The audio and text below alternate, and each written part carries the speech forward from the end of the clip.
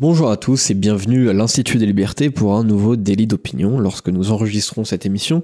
Nous sommes le mardi 14 mai 2024 et je suis, comme à chaque émission de l'Institut des Libertés, avec Charles Gave. Bonjour Charles. Et bonjour.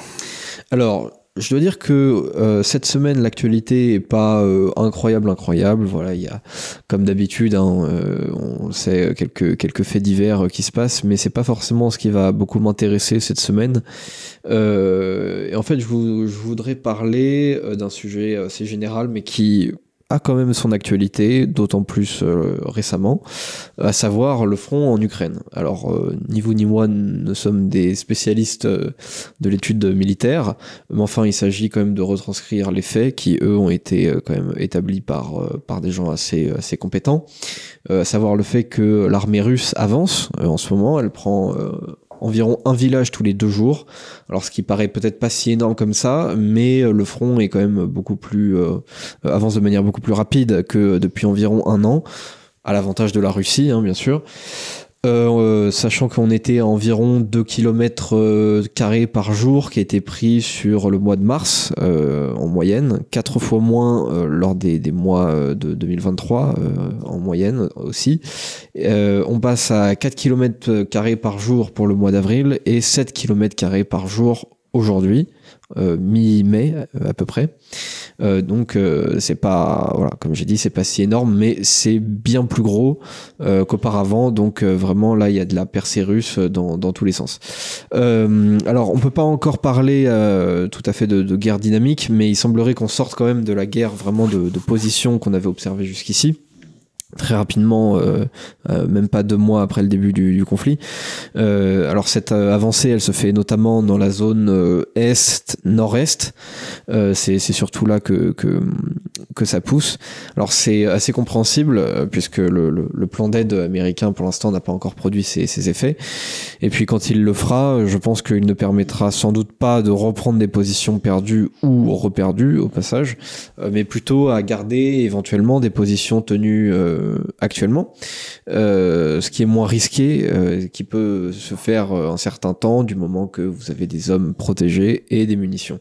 Donc le but de l'aide américaine, bien sûr, elle est pas, elle est pas de reprendre tous les terrains, elle est vraiment pour permettre à l'Ukraine éventuellement de résister, mais pas de conquérir.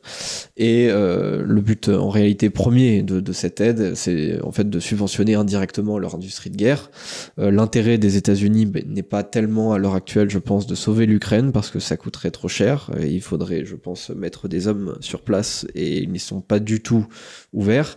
Mais leur intérêt, c'est plutôt de montrer qu'ils n'ont pas abandonné l'Ukraine afin que d'autres pays de l'OTAN ne se débinent pas et ne se détournent pas de l'organisation.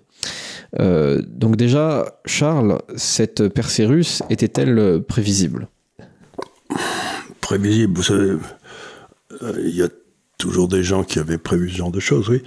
Ce qu'il y a de certain, d'après ce que j'ai pu lire, mais ce que j'ai lu, c'est ça, c'est que les positions que sont en train d'enlever les Russes n'ont pas du tout été fortifiées par les Ukrainiens pendant la dernière année ou la dernière année et demie. C'est-à-dire qu'il y avait toute une série du front. Il y a eu l'offensive ukrainienne de l'an dernier, qui a pas fait grand-chose. Et pendant qu'ils faisaient cette offensive, ils auraient dû, en quelque sorte, renforcer leur défense profonde, comme on dit.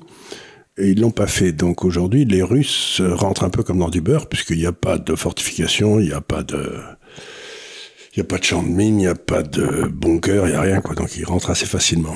Donc,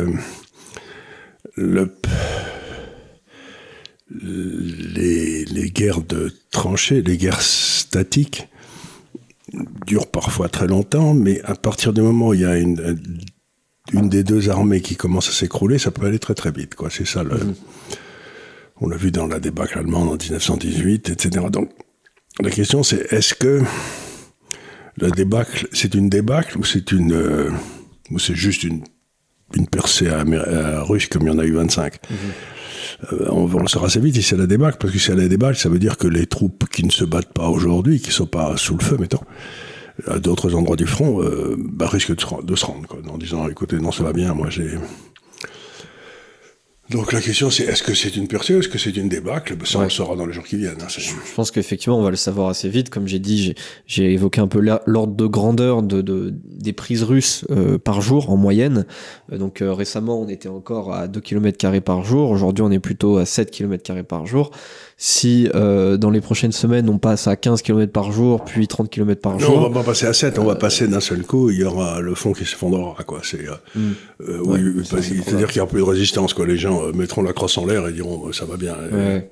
Surtout qu'il y a quelque chose qui, pour le coup, je veux dire, l'armée américaine ou le gouvernement américain ne va pas pouvoir y changer grand-chose, c'est le matériel purement humain.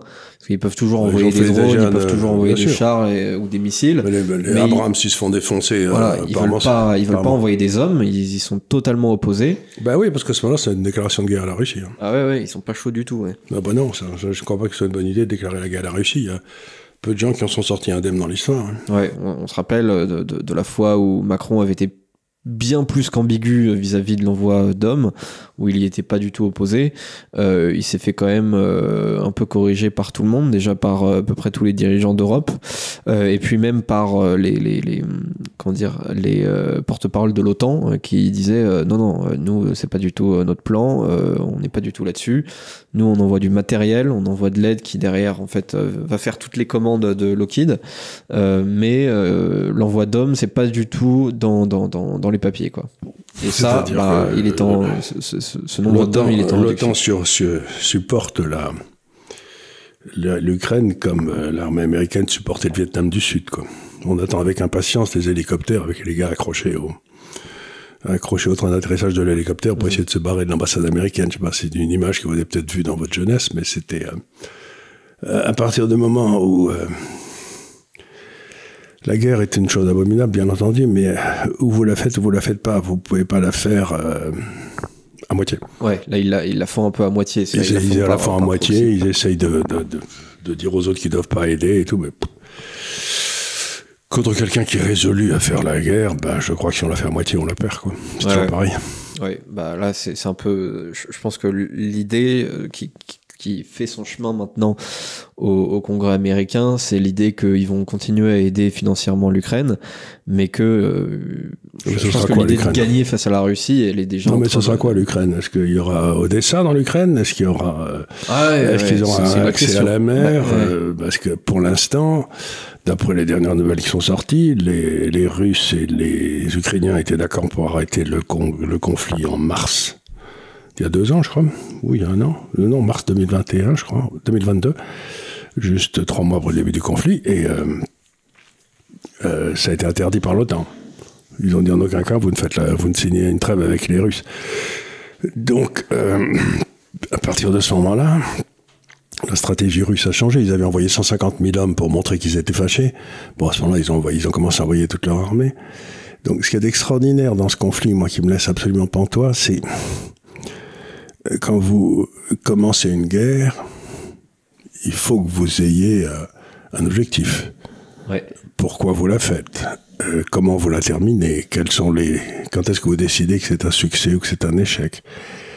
Et ce qui est très extraordinaire dans cette guerre, c'est qu'aussi bien l'OTAN que la France, que les États-Unis, que tout le monde, personne n'a dit d'abord comment ça s'arrêtait, et ensuite quand on considérait que ça serait un échec ou une certitude. Ils sont engagés en guerre simplement de façon réflexe, parce que l'Ukraine a été attaquée, et ils ont arrêté le moment où on aurait pu déclarer, si j'ose dire, un match nul, et puis voilà, et puis on aurait trouvé, et repartir sur les accords de Minsk, etc. Non.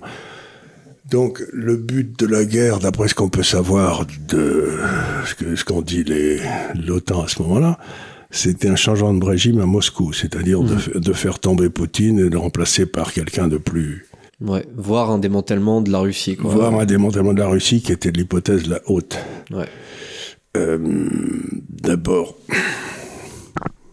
je vois pas ce qui autoriserait les États-Unis à faire des changements de régime. C'est pas comme s'ils l'avaient pas fait, mais ils l'ont fait. Et puis ensuite, si c'était ça le but, ils ont lamentablement échoué, quoi. Donc la question que je me pose, c'est... Vous regardez un petit peu maintenant la carte des ressources dans le monde, qui est une chose qui est importante. Bon, on sait aujourd'hui que la Russie est le premier ou le deuxième producteur de pétrole dans le monde avec des réserves importantes, des réserves de gaz, etc. Donc, ils ont certainement leur mot à dire sur le marché de l'énergie, en particulier l'énergie fossile.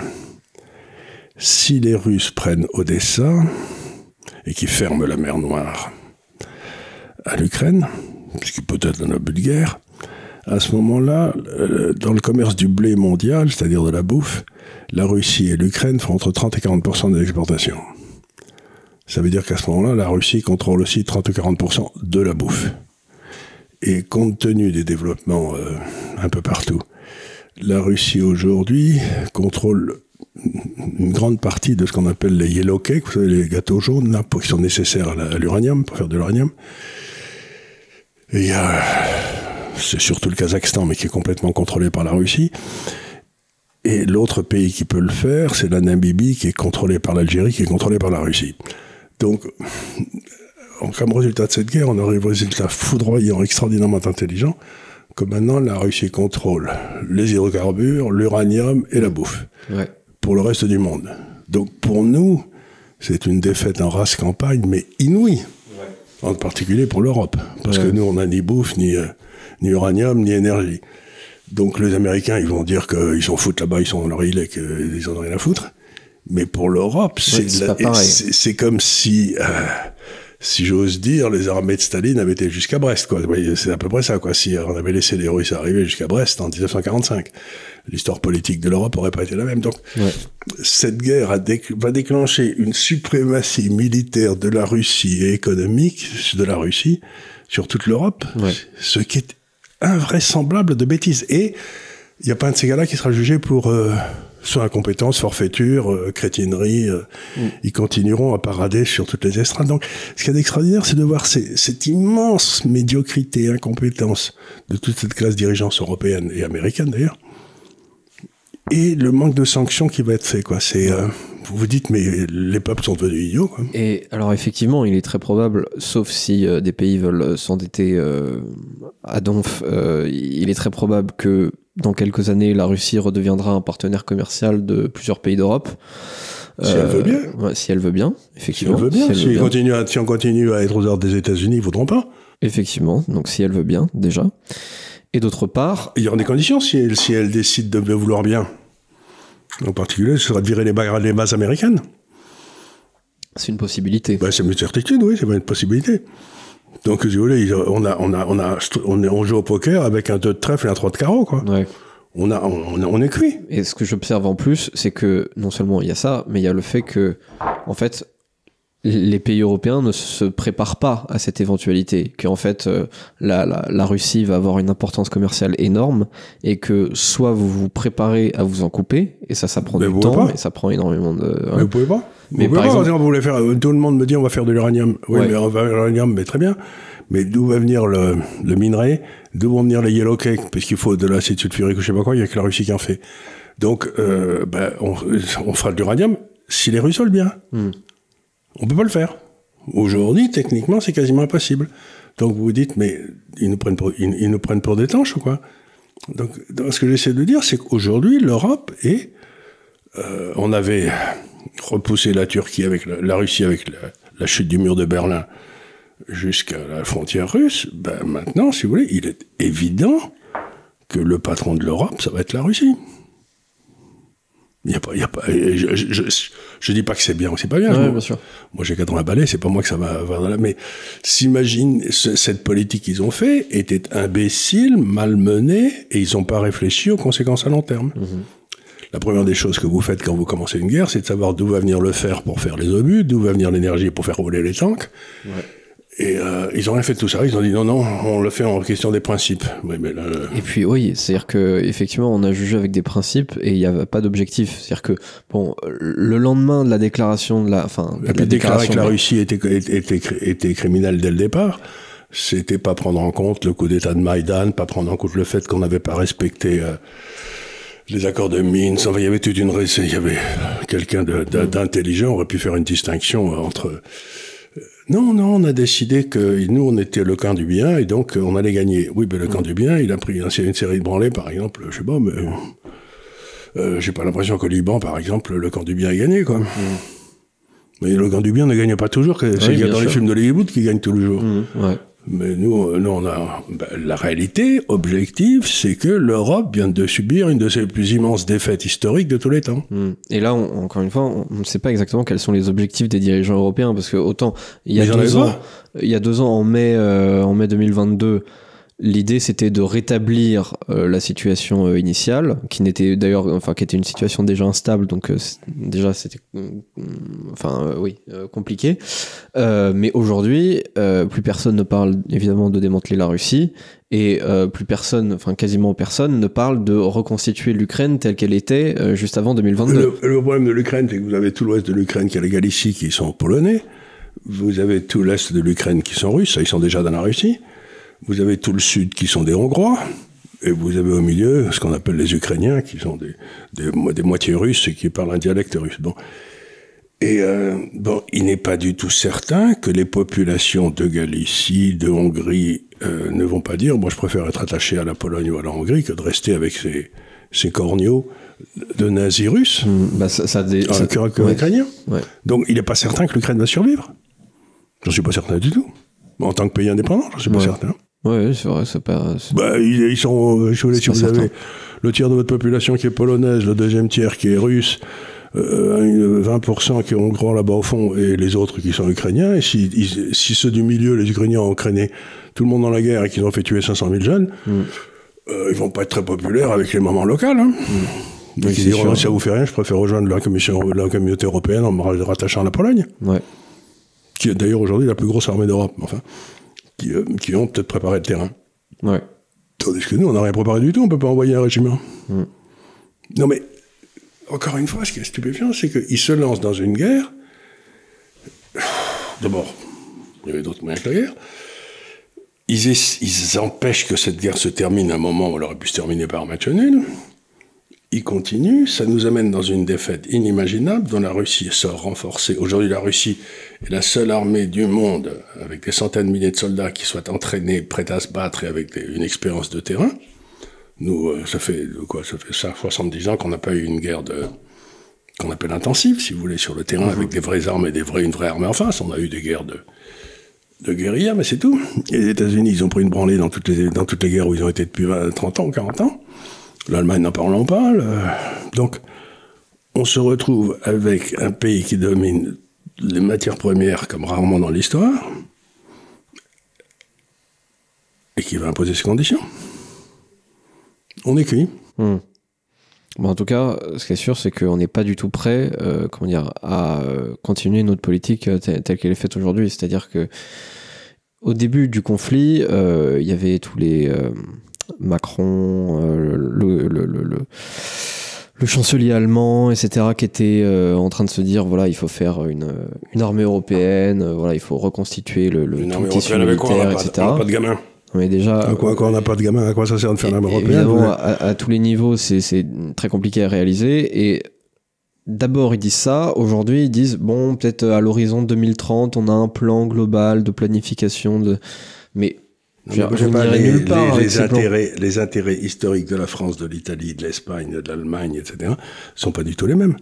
Nous, la seule chose qu'on pourrait faire militairement, c'est essayer, avec l'aide de la marine italienne et de la marine espagnole, de contrôler la Méditerranée. Ouais. Mais les Allemands, ils en ont rien à foutre. Ouais.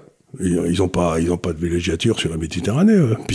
Donc, il y a aucune raison qu'il y ait une armée européenne, puisqu'on a des intérêts qui sont complètement divergents.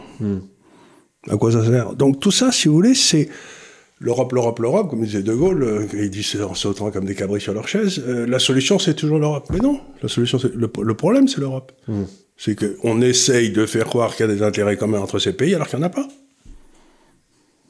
Par exemple, l'Allemagne a besoin d'énergie puisqu'elle est en train de foutre toute son industrie chimique aux États-Unis parce que l'énergie est trop chère en Allemagne. Nous on n'a plus d'industrie, donc on s'en fout du prix de l'énergie. Donc on n'a pas du tout les mêmes intérêts. Oui, c'est vrai. En fait, la France... on en sera plutôt moins embêté par les Russes que les Allemands, quoi. Ah oui, bah c'est clair. Puis les chevaliers teutoniques, ça fait un petit moment qu'ils prennent des branlées là-bas dans l'Est. Ouais. Ça a commencé, comment ça s'appelait la grande bataille où les chevaliers teutoniques avaient été ratiboisés par les Lettons et les Polonais, je sais plus. C'était la fin de la chevalier teutonique, qui ont succédé les Prussiens d'ailleurs, mais donc ça fait un petit moment que si j'ose dire, l'Est de l'Europe, l'Allemagne, etc., se fait ratatiner par les Russes. Ça ne les empêche pas d'y retourner et de ramasser une branlée à nouveau. Ouais. Aujourd'hui, on est en train de ramasser la plus grande branlée depuis la défaite de Stalingrad. Quoi. Ouais.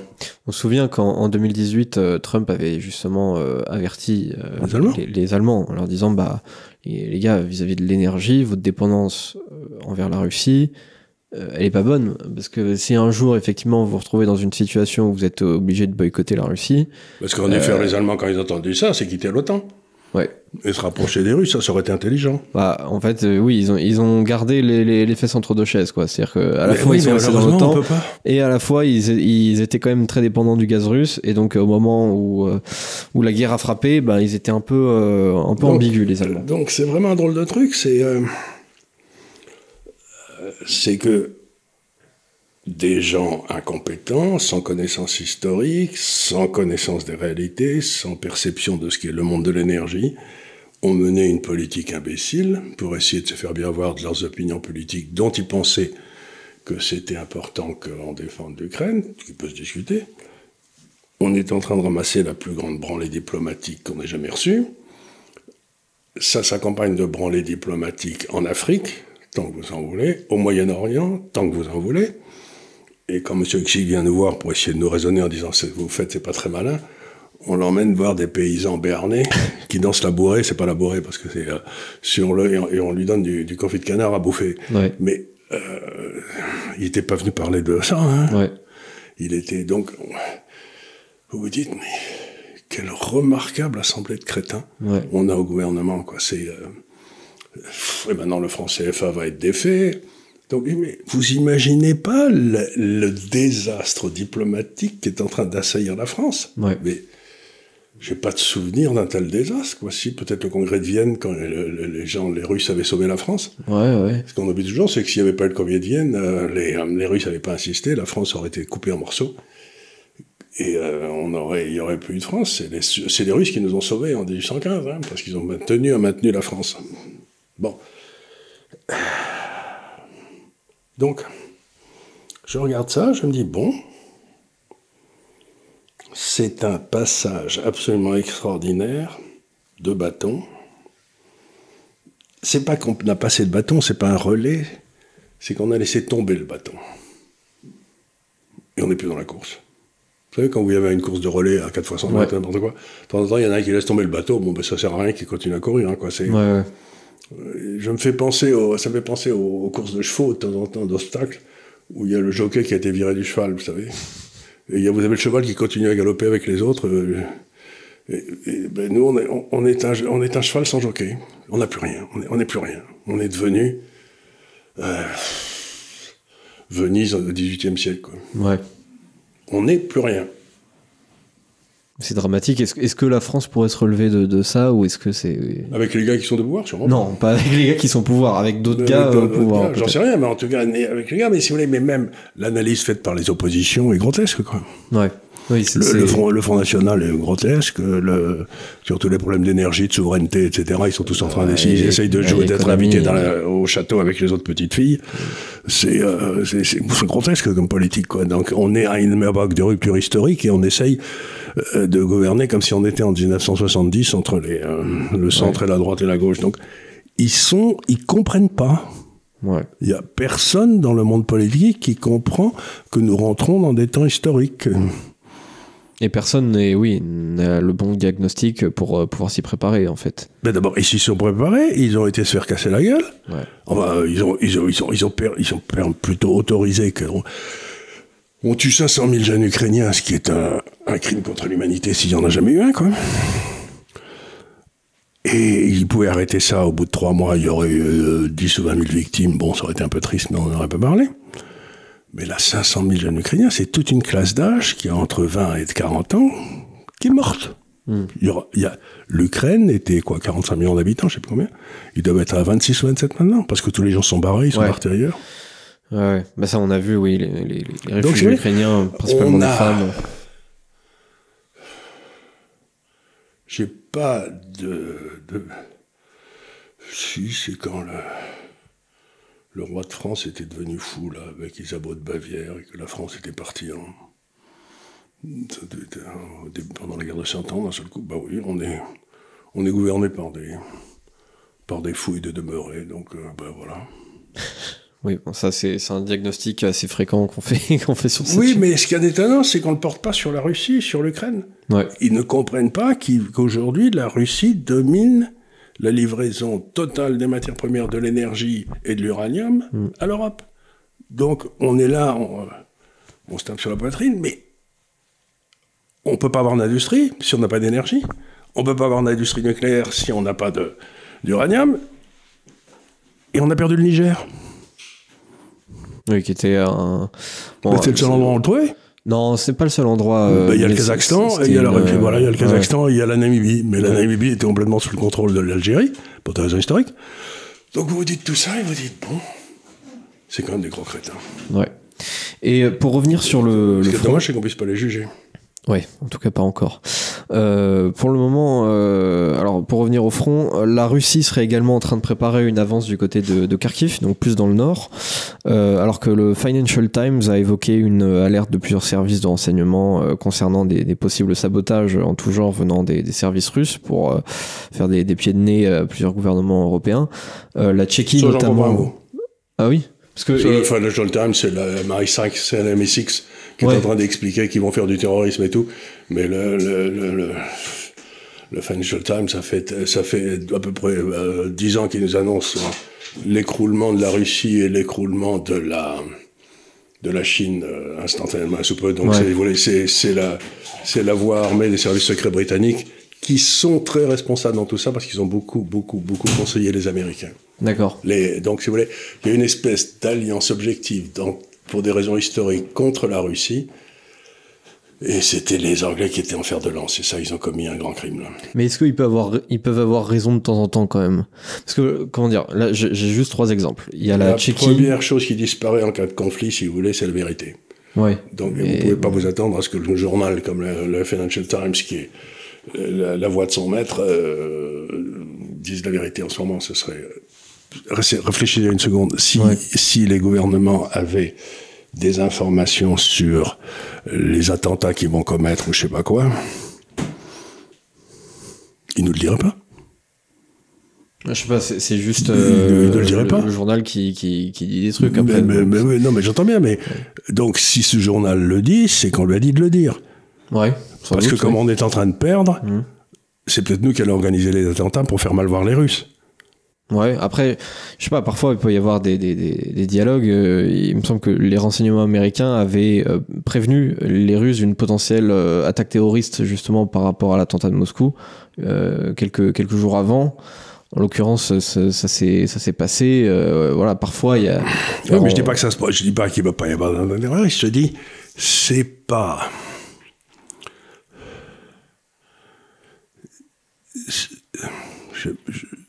C'est peut-être une généralité, je ne sais pas, mais c'est pas tellement dans la mentalité des Russes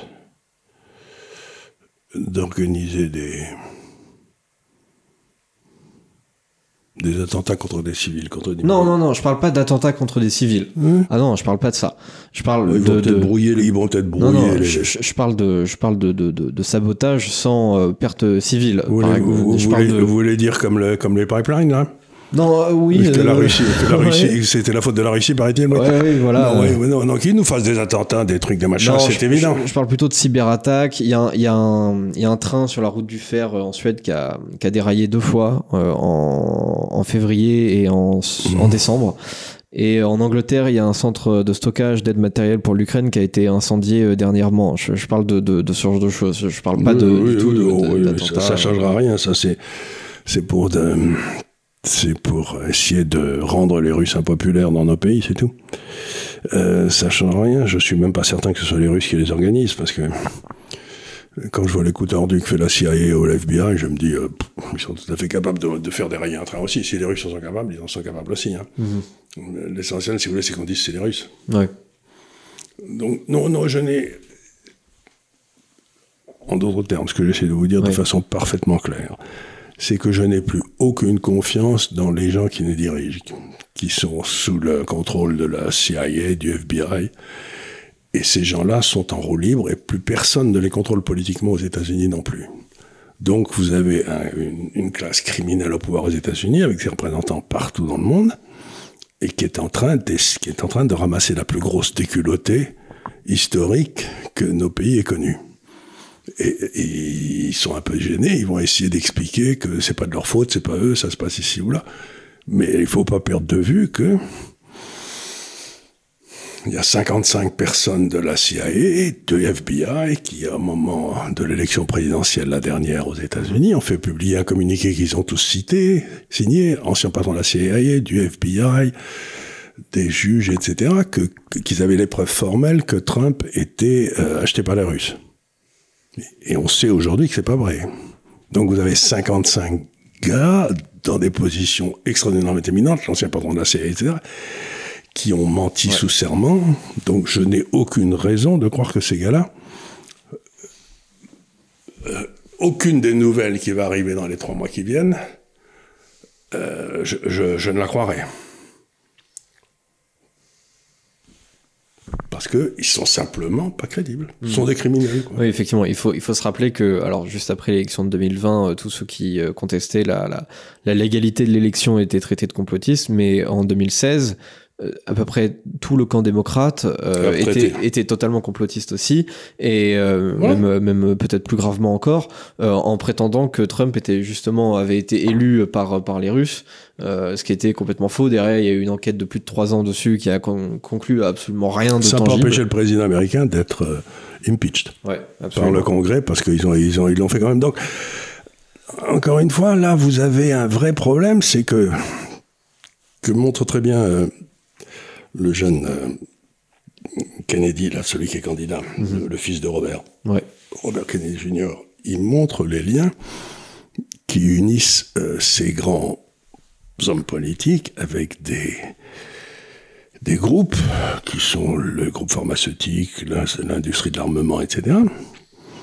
Et il montre l'extraordinaire prégnance dans toute la vie américaine de sociétés de réglementation, de régulation, les petits hommes gris, là, qui empêchent ceux qui ne sont pas d'accord avec eux de produire, d'avancer, etc. Donc, pour moi, on va me traiter de complotiste, mais j'en ai rien à foutre. Ça m'est complètement égal, parce que c'est la réalité. Aujourd'hui, il y a des forces au pouvoir dans nos pays qui n'ont rien de démocratique. Et donc, quand elles viennent me dire vous êtes en faveur de la dictature et vous défendez pas la démocratie, nous ne sommes plus des démocraties depuis un petit moment. Je ne pense pas qu'aujourd'hui le pouvoir en France soit un pouvoir démocratique. Ouais, en tout cas, oui, bien et plus. Quand vous faites 20% des voix, vous pouvez pas dire que vous représentez le peuple. Oui. Le cas échéant, vous démissionnez, vous représentez pour voir si. Mais à 20% des voix, ce qu'ils vont faire sans doute aux élections, c'est grotesque. Ouais. Oui, bah là, ils vont faire peut-être 15 ou 16 là aux prochaines élections. Ça les empêchera pas. Ils sont pas représentatifs, donc ils peuvent pas nous amener dans une guerre. Ouais. Je suis d'accord. Ils peuvent pas nous amener dans une guerre. Je suis tout à fait d'accord. Est-ce que Trump pourrait changer ça? Les Russes ont tout intérêt. Vous avez 2 analyses possibles que peuvent faire les Russes. C'est dire cette espèce de pouvoir mafieux, etc., est en train de les foutre en l'air. Ouais. Donc, comme c'est plutôt mes ennemis, j'aurais peut-être intérêt à ce que ce soit Biden qui soit réélu. Bah justement, je voulais en parler, ouais. Ça, c'est la première hypothèse.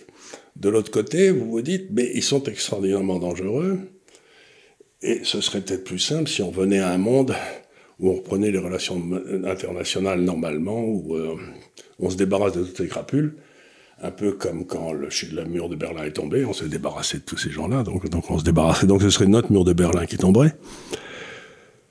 Et donc, un cynique se dirait, je vais laisser faire Biden, et un réaliste se dirait, j'ai plus à gagner si Trump était élu, mais ce sera beaucoup plus facile pour Trump si le 4 novembre, au moment d'élection, ou le 5, la situation est nettoyée. C'est-à-dire que Ouais, c'est clair. Ouais.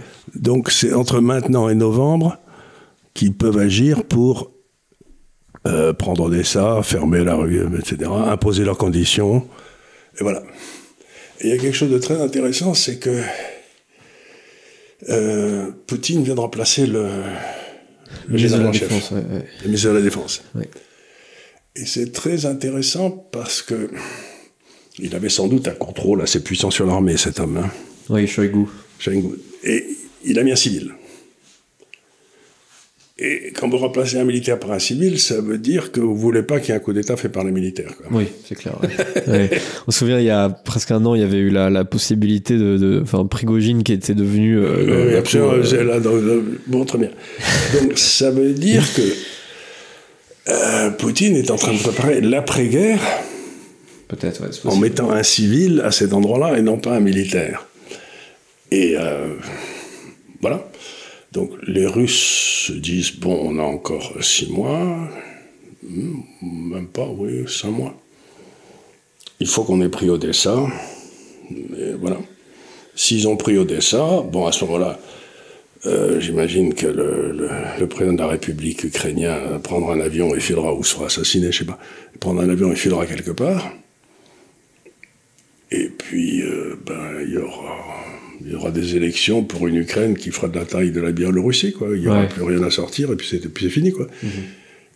Et c'est extraordinaire, parce que la seule chose, après tous les contacts que j'ai pu avoir, c'est ce que Poutine avait dit à Sarkozy, à Madame Merkel, aux Anglais, aux Américains, à la réunion de Moscou, à la réunion de Berlin, c'était en aucun cas, je ne veux que l'Ukraine soit dans l'OTAN.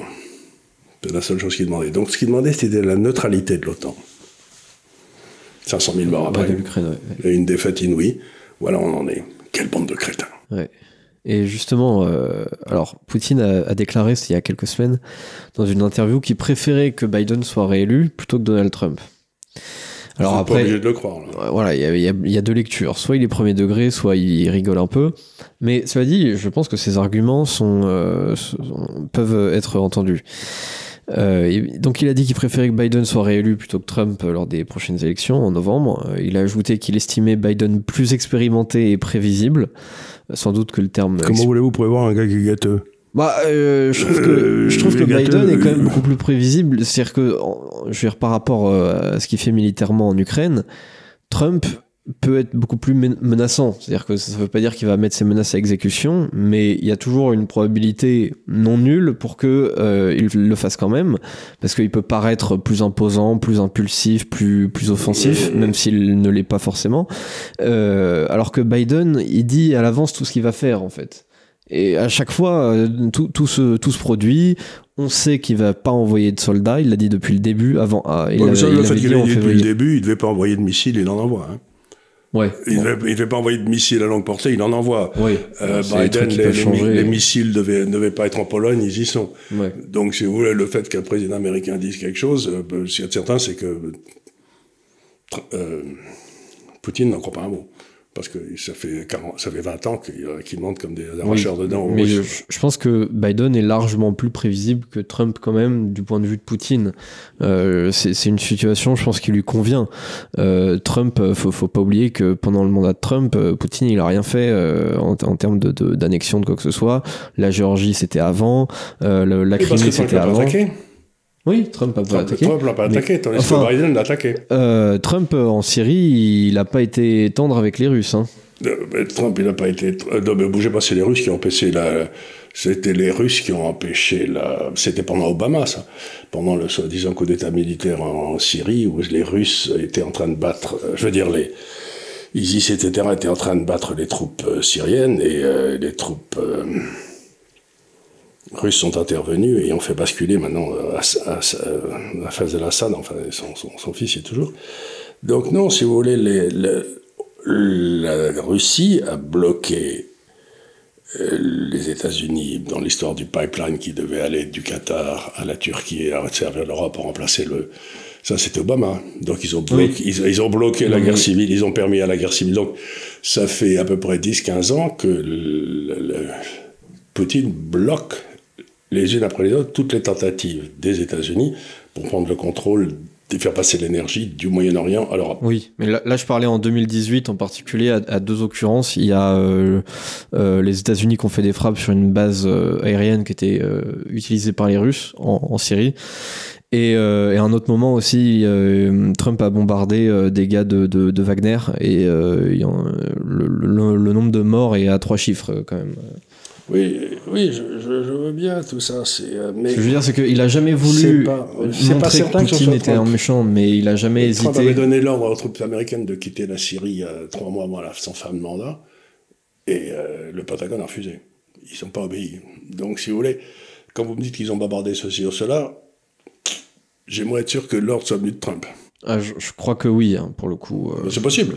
Mais en tout cas, il y a des tas de gens qui n'ont pas obéi, parce que quand je parle à mes amis du Moyen-Orient, ils me disent, nous on voudrait bien faire ce que feraient les États-Unis, mais on ne sait pas si on doit suivre la politique préconisée par le département d'État, par le Pentagone ou par la CIA. Alors comme ils sont tous les trois, ils se parlent pas.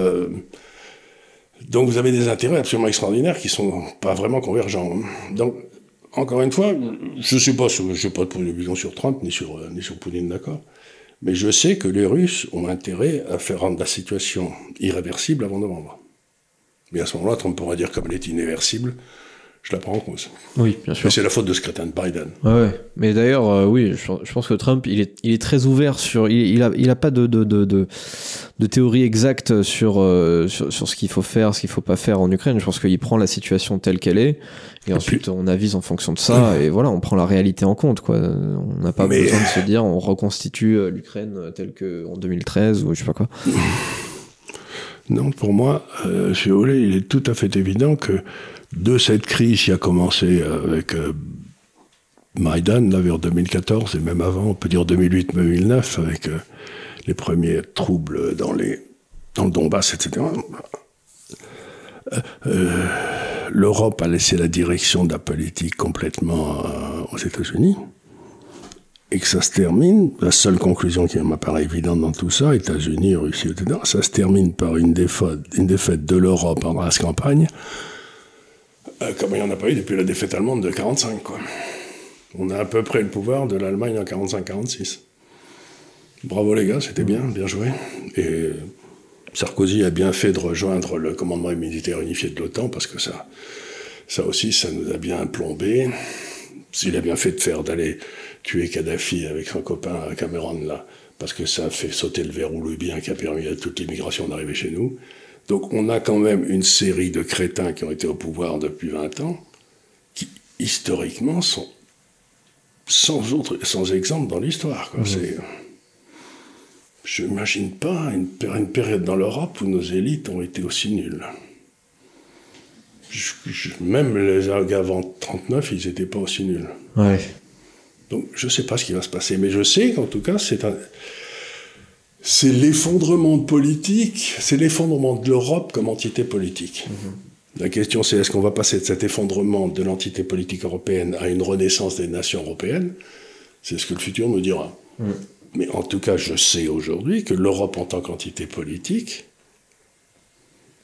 ça ne marche pas. Ce qui est sûr, c'est que l'Europe ne peut pas se comporter dans les années qui viennent comme elle s'est comportée par le passé. C'est-à-dire qu'à chaque fois, c'est justement ce qui nous met dans le... On aura la permission, si vous voulez, vous demandez à votre papa d'emprunter la voiture pour sortir le soir, et il n'y a pas d'essence dans la voiture, et il vous refuse de vous habiller pour aller vous balader, vous prenez le métro. Ouais. Donc, si vous voulez, aujourd'hui, nous allons être obligés de mendier pour avoir notre énergie. Ouais. Mendier, s'il vous plaît. Ouais. Mon bon monsieur. Et oui, c'est possible que dans les années qui viennent, on fasse exactement la même chose que pendant le Covid, au début là, de l'invasion russe, on allait acheter toutes nos matières premières, du coup non pas à la Russie, mais à ceux qui l'avaient eux-mêmes acheté à la Russie, et du coup à un prix bien plus élevé, et du coup à chaque fois on s'en peut faire ça, mais aussi ce qu'on a fait aussi, c'est qu'on a dit, nous on a l'Afrique en arrière, l'Afrique maintenant elle est complètement sous le contrôle des Chinois et des Russes. Alors merci, donc on ne peut pas l'acheter à l'Afrique. Alors, puis en plus il y a l'Inde qui va acheter toutes les matières premières qu'autrefois la Russie nous vendait, mais donc le problème c'est il n'y aura pas de matières premières pour nous. Point barre. Il n'y en a pas. Et on n'a pas les moyens de se les payer. C'est tout. Mais je veux dire, je ne comprends même pas pourquoi les gens s'énervent. Ouais. Donc, vous aurez plus il y a tout un tas de trucs que vous aurez plus parce que vous pouvez pas l'acheter, quoi. Vous avez pas le pouvoir d'achat. Ouais. Bah oui, si on produit rien, forcément, avec. Si on produit des trucs comme Eurovision là avec. C'est ça qu'on peut. Oui, c'est à peu près le seul truc qu'on produit, c'est le LGBTQ. Oh là là. Voilà. Donc voilà, pour moi, c'est l'extraordinaire. Vous savez ce que disait ce brave Bismarck, qui savait comment mener des négociations. Il disait, faire de la diplomatie sans avoir une armée, c'est faire comme de la musique sans avoir d'instrument. Ouais, bien sûr. Eh ben, on a voulu faire de la diplomatie agressive. Et on n'a pas d'armée. Donc on termine déconfit. Et on le sait depuis le début de l'histoire. Si vis pacem parabellum, si tu veux la guerre, prépare la paix. Ça fait bien si longtemps. Tu veux la paix, prépare la guerre. Ça fait pas mal de temps que la France ne fait sa diplomatie qu'avec son histoire. C'est-à-dire qu'on a une position dans le monde. Il nous restait un petit peu d'armée, il nous restait un petit peu de la force de frappe, etc. Mais le génie qu'on a au pouvoir veut maintenant donner la force de frappe à l'Europe. Ouais. Mais il faut l'enfermer. Ouais. On se souvient, ça devait être en 2006 ou en 2004, je sais plus, il y avait une fameuse commission Attali où il y avait justement Macron juste à côté de lui, donc le jeune Macron, qui proposait pour réduire nos dépenses, en fait pour moins s'endetter, réduire nos dépenses publiques, etc. Ou pour se faire un peu de budget, il proposait de vendre notre arme nucléaire. Et il avait fait une estimation, il s'était dit, voilà, ça nous rajoute 14 milliards. Mais quel con. 14 milliards. C'est ce qu'on a perdu. Je sais pas si on se rend compte du truc. C'est ce qu'a perdu EDF à cause de ces marnies, mais ils ont perdu 21 et 25 milliards. Ouais. Et c'est un autre truc qui me laisse pantois sur ce pays, c'est quand EDF perd 25 milliards, personne ne dit rien. Personne ne manifeste et tout. Et s'il y a Total qui en gagne 10 ou 12 après s'être donné du mal et pris des risques au fin fond du Canada ou je sais pas quoi, là tout le monde gueule. Oui. Donc il est quand même extraordinaire que dans ce pays, quelqu'un qui perd 25 milliards, on le chasse pas à coups de botte. Ouais, l'inversion totale des valeurs, quoi. Non mais vous dites, mais les gars, vous on va vous chasser si vous gagnez de l'argent et si vous en perdez, tout va bien, quoi. Donc si vous enterrez vos talents, là on va vous fêter, vous mettre des couronnes de laurier sur la tête et puis jouer de l'harpe à côté de vous, mais si par hasard vous ramenez 4 talents de plus, alors là vous allez punir... Donc vous dites, on a quand même réussi à faire, après des années d'éducation socialiste à l'école, les gens passent comme des planches. Des planches. Ouais, c'est clair, c'est clair. Donc on a c'est vraiment, si vous voulez, ce que j'avais donné il y a un certain nombre d'années, c'était l'ineptocratie, vous savez. On est en ineptocratie où les gens les moins capables de gouverner sont élus par les gens les moins capables de travailler. Et tout ça sont payés par des gens qui savent travailler, mais dont le nombre diminue en nombre constant, parce que tous ceux qui sont bons sont bons. Ouais. Oui, parce qu'ils sont intelligents, quoi. Non, mais ils vont ailleurs. Ouais, bah oui. Vous allez vous le balader partout, vous avez des Gaulois partout. Bah oui. Vous allez à Hong Kong, il y a un nombre de Gaulois incroyable. À chaque fois, c'est vraiment fascinant s'il y a quelques personnes qui nous écoutent, qui regardent la télé de temps en temps. Souvent le dimanche, dans 7 à 8 ou les émissions comme ça, les émissions du dimanche après-midi, il y a des types qui font des reportages sur certains domaines de l'économie ailleurs dans le monde. Donc ils vont regarder par exemple, je sais pas, le domaine de la tech en Californie, le domaine de l'immobilier en Floride, des trucs comme ça, quoi. Et ce qui est fascinant, c'est le nombre de Français qui croisent à chaque fois dans ces domaines-là. Et à chaque fois, ils arrivent à s'imposer, ils arrivent à terminer dans les meilleurs, à se faire des millions et des millions. Ils sont reconnus vraiment par leur milieu. Et c'est quelque chose qu'ils ne pourraient pas ou quasiment pas faire en France. On empêche les Français d'être bons en France. C'est dramatique. Si vous êtes bon... Vous savez, encore une fois, je reviens à une phrase de Dostoïevski qui était tout à fait remarquable, qui disait « Nous rentrons dans une période, dans une époque, où les gens intelligents ne pourront plus parler de faire de la peine aux crétins. » Ouais. Ben on y est. Les gens intelligents ne peuvent plus parler parce que les crétins se mettent à gémir en disant vous dites du mal de moi. Mais oui, mon grand, dans le temps. Comment ne pas le faire? Comment ne pas le faire? On savait que t'étais un crétin dans le temps. Et puis t'étais là, tu demandais de l'aide et on était gentils, on t'en donnait. Mais maintenant, tu prétends commander en tant que crétin. Ouais. Eh bien, on va au désastre. La crétinerie, ça n'a jamais été un requirement, être requis pour être chef d'État. Ouais, bien sûr. En principe, on essayait d'élire le mieux. Celui qui était le plus d'habitude, on mettait un ancien militaire parce qu'il avait vu la mort de près. Ouais. Tandis que là, on met des gamins de 35 ans, 30 ans, 32 ans, qui n'ont jamais sorti du 7e. Ouais. Donc, on est gouverné par des crétins qui pensent que le peuple est crétin. Pour moi, le fait d'avoir 35 ans n'est pas forcément incompatible avec... voilà. Napoléon, ils avaient tous 35 ans. Voilà, mais je veux dire, Gabriel Attal, en l'occurrence, je suis désolé, mais là, ça va pas le faire. Non, il est gentil. Rien que la photo que j'avais vue quand, justement, on a reçu Xi Jinping la semaine dernière, de Attal juste à côté de Xi Jinping, Attal ressemble à un stagiaire. Ouais. Littéralement, il a une petite chemise qui coûte 40 €. Enfin, on dirait qu'elle coûte 40 € qu'il a acheté chez Célio. Enfin, je sais pas ce qui se passe. Et à côté de Xi Jinping, il a cette espèce de flegme un peu. On sait jamais trop ce qu'il pense, mais voilà, il en impose pas mal physiquement, même s'il a pas forcément un charisme actif très très très hallucinant. Mais à côté de Attal. Mais vous avez écouté, j'ai écouté il y a quelque temps le discours de Xi Jinping pour les vœux de fin d'année. C'était il y a 2-3 ans, qui était traduit en même temps. Le type, il passait son discours, qui a duré 1 heure, à expliquer comment la Chine allait se projeter dans le 21e siècle, les percées technologiques qu'il voulait faire, les endroits où il voulait aller. La politique énergétique, la politique diplomatique, etc. Donc c'était vraiment un exposé de la méthode et des objectifs.